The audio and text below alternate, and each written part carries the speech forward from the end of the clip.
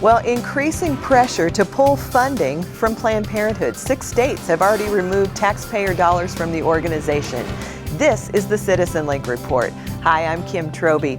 Well, the push is continuing to defund Planned Parenthood. Today I'm joined by John Paulton. He's the Director of Issues Response here at CitizenLink. John, thanks for being here. My pleasure, Kim. Well, we've got videos.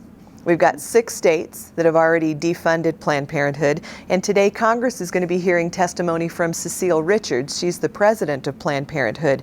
What effect is all this going to have on that organization?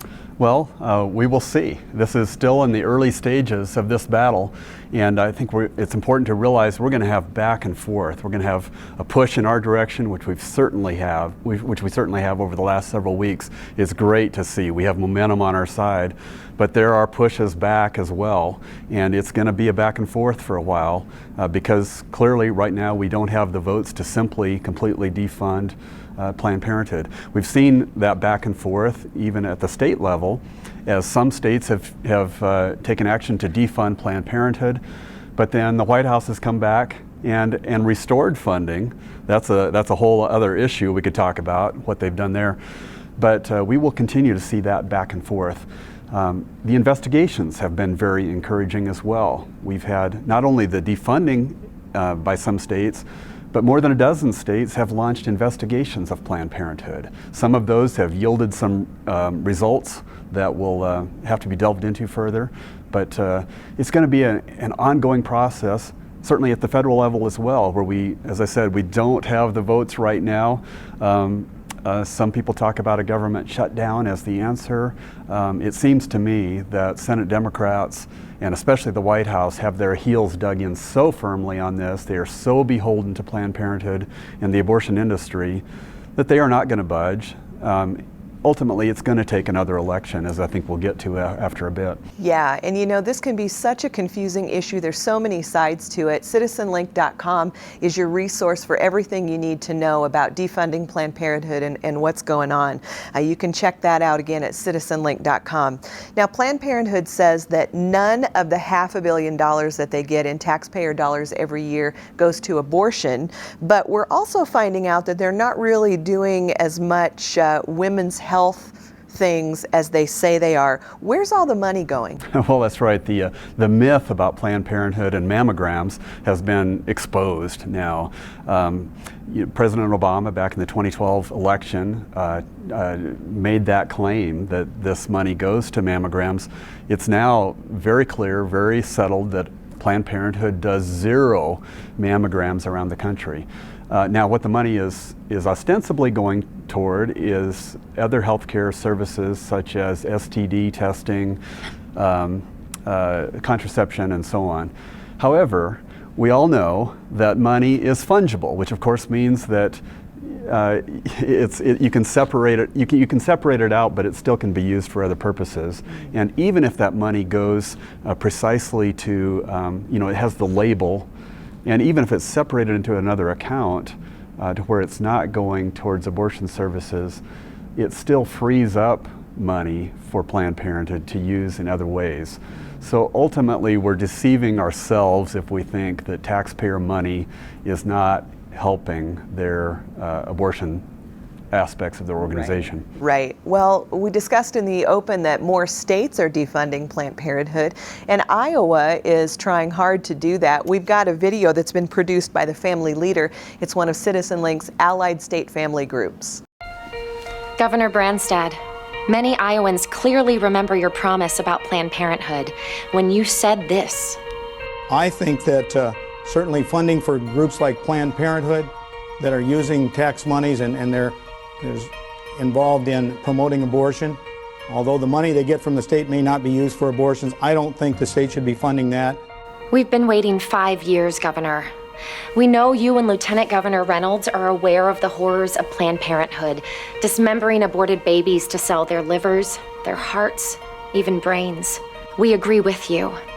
Iowa taxpayers should not be funding an industry like that. It's time you keep your promise and defund Planned Parenthood now.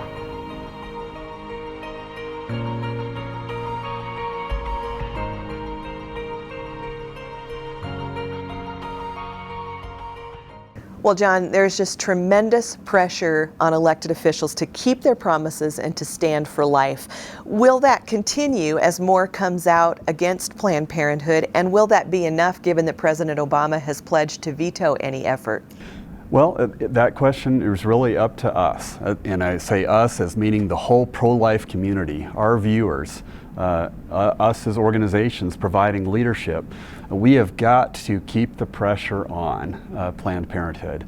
And there's some evidence that the pressure has waned a little bit. I was in D.C. last week and was talking to a pro-life congressman who was saying he's not hearing from people about Planned Parenthood, and neither are his colleagues. Now he's a very strong pro-lifer. He certainly is a reliable vote on that issue, but even he wants to hear from people on this issue.